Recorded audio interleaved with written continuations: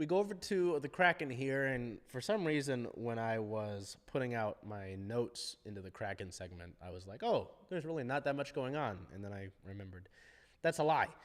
We found out the placement for the Kraken in the NHL Draft lottery.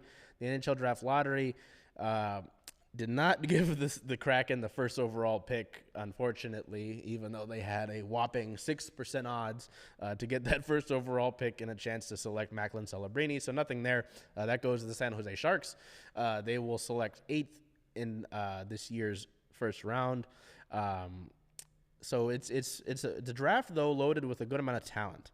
Obviously Macklin Celebrini is a big one there, but there's at least 9 more skaters heavy on defensemen who are considered top 8 picks with a strong upside to become NHL regulars. Ron Francis, after the televised lottery, said, our group is pretty strong, that the top 10 in this draft are good players. I think everybody has Celebrini at 1, but then it can go a lot of different directions. We feel real confident we're going to get a good player at 8.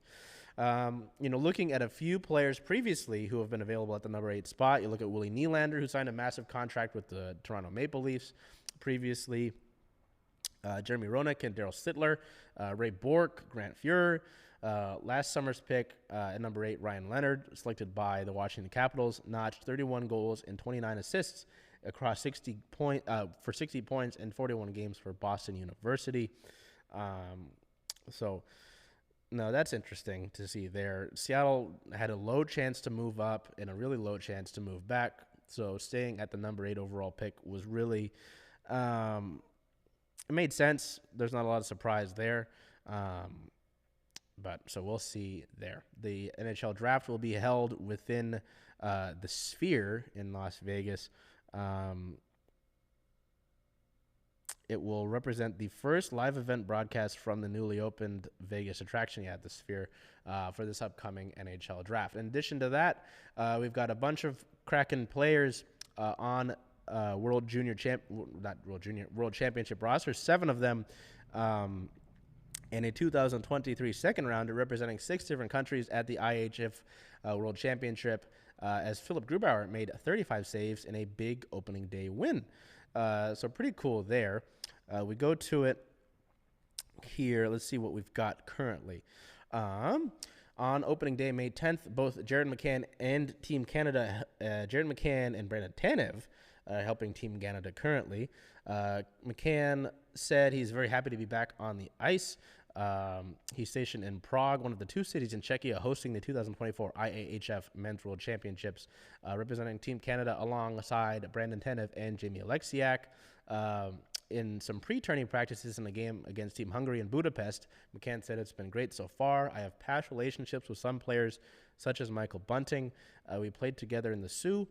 Obviously, having Tanev and Jamie here makes things easier, too. McCann said there hasn't been too much talk about defending last spring's Team Canada gold medal because there's no need. Every guy here wants to win a gold medal. So nice to see that there. You look over at Group A in Prague. There are 3 Kraken and their Canadian squad members who also feature Connor Bedard, of course, are part of Group A for the qualifying round. Great Britain is also in that. Canada will face them previously on Saturday. Czechia and Finland are in there as well. Oscar Fisker Molgaard is with Team Denmark in their lineup. He'll be competing for his home nation, the Danish squad. He's impressed in pre-tourney practices and scrimmages. He will be joined on the team by his countrymen, as well as former Coachella Valley Firebirds and Seattle Thunderbirds forward Alex True, who was the Kraken's expansion draft pick from San Jose. Molgaard finished a solid season in the top Sweden Pro League, notching 9 goals and 12 assists across 50 games, which is a league largely comprised of grown men, and Molgaard's not necessarily a grown man, so that's pretty impressive. The forward prospect scored 2 goals and recorded 3 assists for Team Denmark's U20 squad in 5 games this season, and added 4 assists in 2 games of international play with the men's team. Going over to Team Germany, Philip Grubauer is in Group B. His hometown of Rosenheim is about a 5-hour drive to Prague and closer to 7 hours to Ostrava, where Group B is playing. The Germans opened the tourney with a 6-4 win over Slovakia, and as he was playing against Grubauer's Seattle teammate Tomáš Tatar. After a scoreless first period, Germany took a 2-0 lead, only for Slovakia to tie the game. From there, the Germans built to their lead to 4-2, and they did not lose that. Grubauer made 35 saves in net against Slovakia, which launched 8 shots on goal in the first 20 minutes. Then 11 in the middle frame and 16 in the third period. Andrei Burakovsky is in Group B as well with Team Sweden. As you'll remember when we talked about exit interviews, Kraken GM Ron Francis said that he was happy for Andrei Burakovsky to get more high competition game action since, he really had been dealing with injuries on and off this past year. He's a guy that missed a lot of hockey, and as a result, he's not as confident in who he is and what he can do. I think that carried over into some of his game and his ability. I'm excited that he's going to go play in the World Championships. I think that's good for him to continue to play hockey and get some more games under his belt. Hopefully that helps get him his timing back where next year he's ready to go.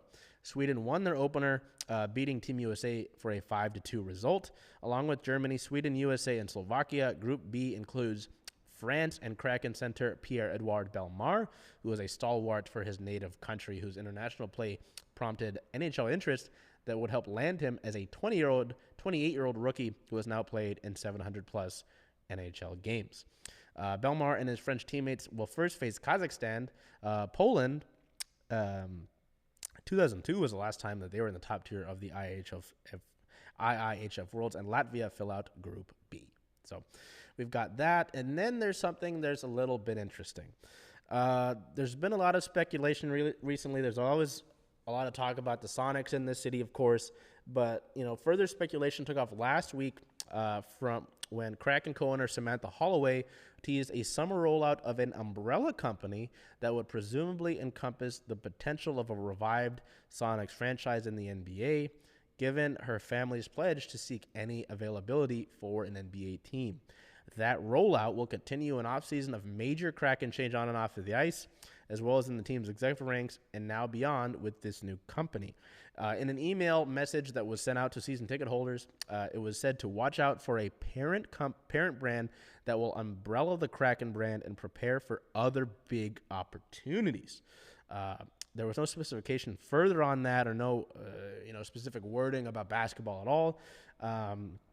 This sort of company, though, has been in the works for more than 2 years, with the hope of preparing Kraken owners for the possibility of that NBA expansion, which is assumed really close considering the NBA media rights deal rapidly approaching. It's reportedly close to finalizing that new NBA national television network deal for 3 times the amount of their current expiring 9-year, $24 billion deal. Yes, I said billion. Expansion is expected to be the league's next major addenda item after that. Seattle and Las Vegas are currently viewed as the front-running expansion targets.